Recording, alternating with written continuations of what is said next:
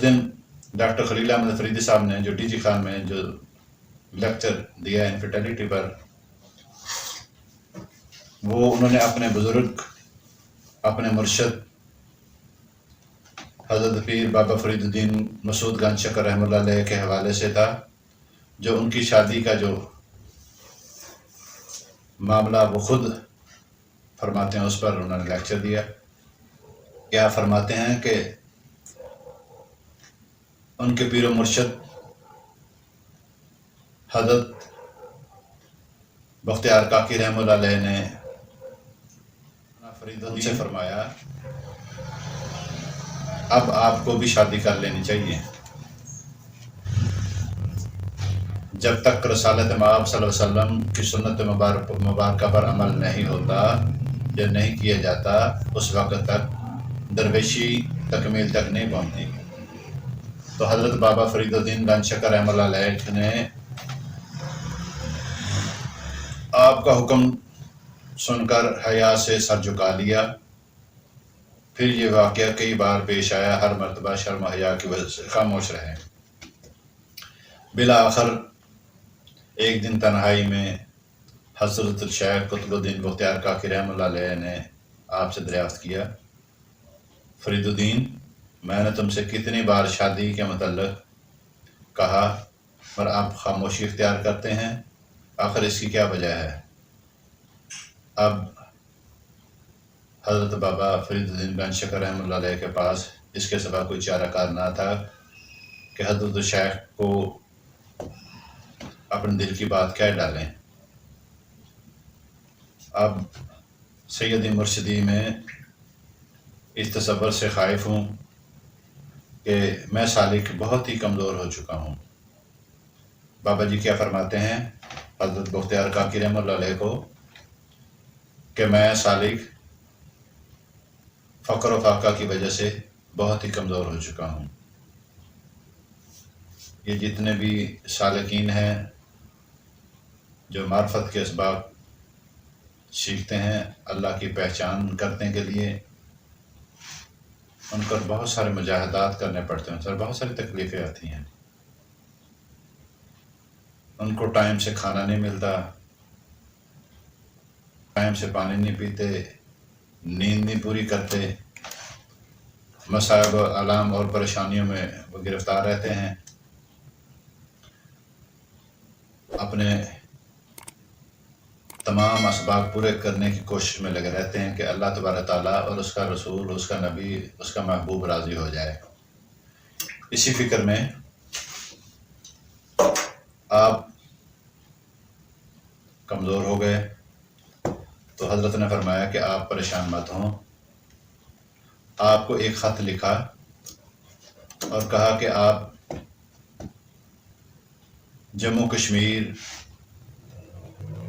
وہاں پر میرے ایک مرید خاص رہتے ہیں، آپ وہاں تشریف لے جائیں اور یہ خط ان کو دے دیں۔ تو آپ جموں کشمیر تشریف لے گئے، جو آج کل ہماری زیرو لائن پر وہ علاقہ موجود ہے، بہت ہی سرسبز علاقہ ہے، پہاڑی علاقہ ہے، زیرو لائن پر وہاں تشریف لے گئے۔ وہاں آپ مطلوبہ جگہ پر پہنچے تو جن احباب کے نام وہ خط تھا ان سے ملاقات ہوئی، خط دیا، آپ کا بھرپور جو ہے وہ استقبال کیا گیا۔ ملاقات کی جب ان سے تو آپ کو وہاں مہمان خانے میں آرام کروایا گیا۔ تو جب آپ آرام کرے، آپ نے آرام کیا کچھ دیر، اس کے بعد پھر شام کے وقت آپ کو کھانا دیا گیا۔ شام کے کھانا کھانے کے بعد کچھ دیر آرام کیا، سوئے، پھر آپ نے تہجد پڑھی، پھر اپنے معاملات اور مشغول جو ہے اپنے اسباق میں جو ہے مشغول ہو گئے۔ تمام اسباق سے جب فارغ ہوئے، اشراق چاش پڑھنے کے بعد، تو صبح کو آپ کو ایک بڑا سارا پیالہ پیش کیا گیا جس میں حلوہ تھا۔ فرمایا میزبان نے کہ یہ آپ نے روزانہ کھانا ہے. تو وہ آپ نے جب نوش کیا، کھانا کھایا تو بہت ہی لذیذ تھا. تو کھانا کھانے کے بعد وہ جو پیالہ حلوہ کھانے کے بعد آپ نے پھر کچھ دیر آرام کیا. پھر 10 بجے کے قریب آپ کو ناشتہ کیا گیا. ناشتہ کرنے کے بعد آپ نے پھر علاقے والوں سے ملاقات آپ کی کروائی گئی. تو ملاقات کرنے کے بعد آپ نے وہاں درس و تدریس اور دعوت و تبلیغ کا کام بھی شروع کیا. اور اسی طرح پھر آپ گھر تشریف لے آئے واپس مہمان کے ساتھ، میزبان کے ساتھ. تو ظہر کی نماز پڑھنے کے بعد پھر اپنے معاملات میں مشغول ہو گئے.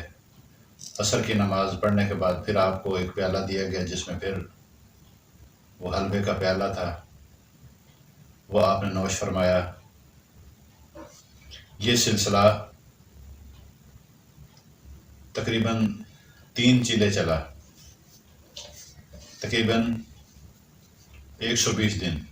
تو 120 دن کے اندر آپ نے اس وادی کے اندر دعوت و تبلیغ کا کام بھی کیا، علم و معرفت کا کام بھی کیا، اور اپنی صحت کے حوالے سے دن بدن بہتری بھی محسوس کرتے رہے. جب آپ 120 دن یعنی 3 چیلے گزار چکے تو آپ مکمل صحت مند خوبرو نوجوان بن چکے تھے. اتنی صحت ہو گیا الحمدللہ کہ آپ کا چہرہ مبارک کشمیریوں کے جو بٹ صاحبان ہیں ان کا جو چہرے پر لالی اور سرخی ہوتی ہے اسی طرح سے آپ بہت ہی حسین و جمیل اور خوبصورت تو پہلے بھی تھے، وجاہت نورانیت تو پہلے بھی تھی، مزید صحت مند اور فربا صحت آپ ہو گئے.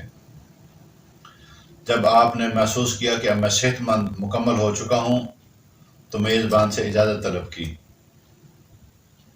تو میزبان نے آپ کو اجازت دی، بہت ہی شاندار طریقے سے آپ کو رخصت فرمایا. تو آپ جب اپنے واپس مرشد خانہ تشریف لائے حضرت شیخ حضرت بختیار کاکی رحمۃ اللہ علیہ کے پاس، تو اپنا حال احوال سنایا.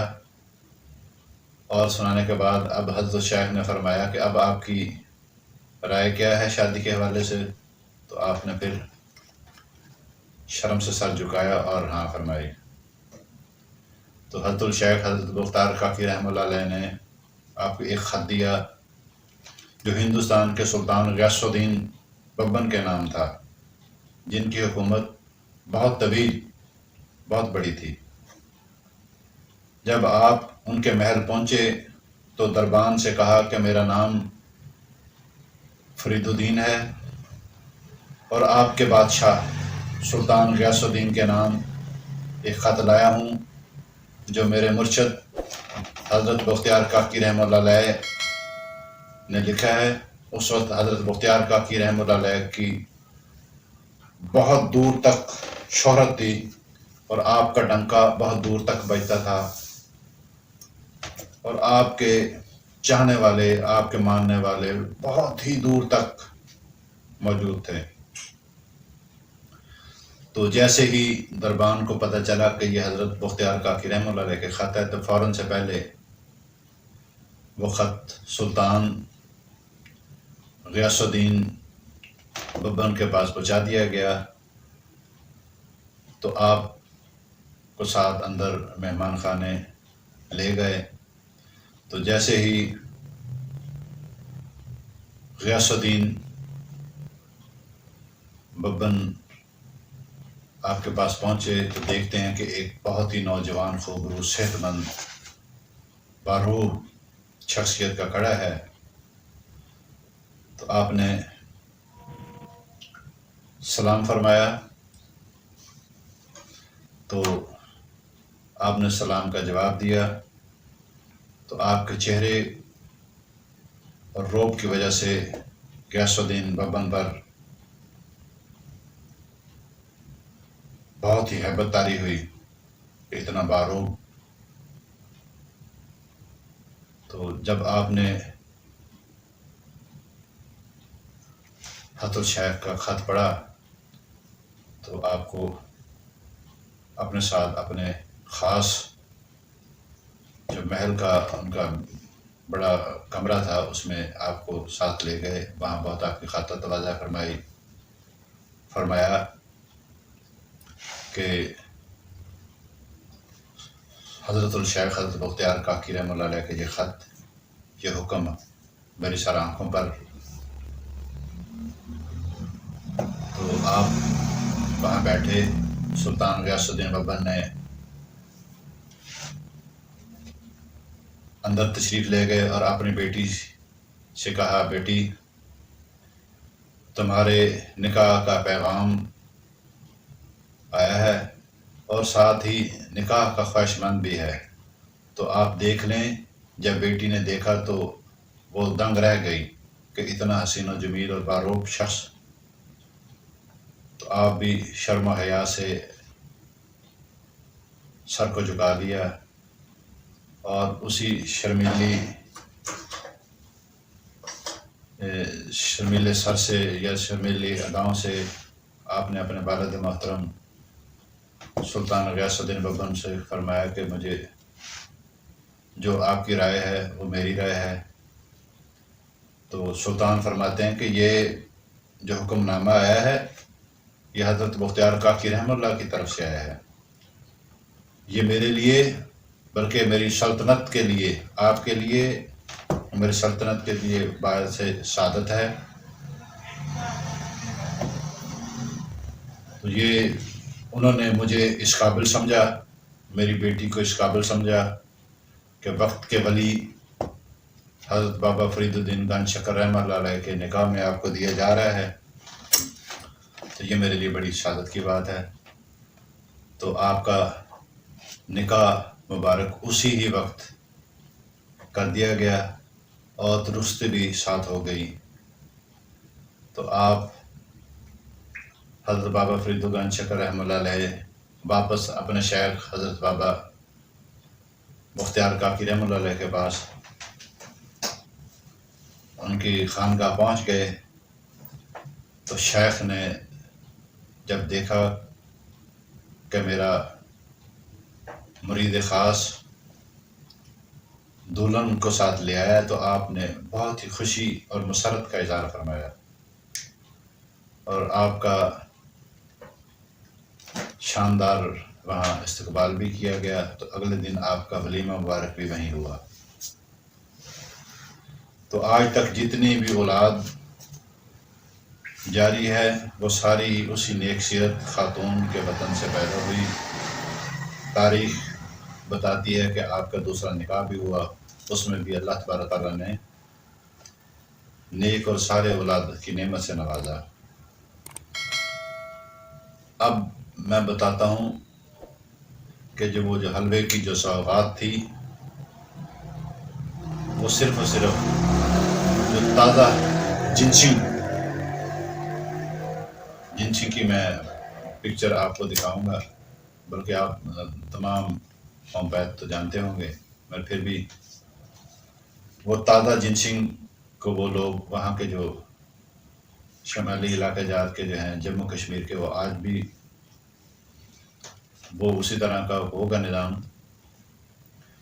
مگر وہ تازی جنسنگ کو نکالتے، صاف کرتے، پھر اس کو چاپ کرتے، اس کو کوٹ کر اس کا حلوہ بنایا جاتا تھا۔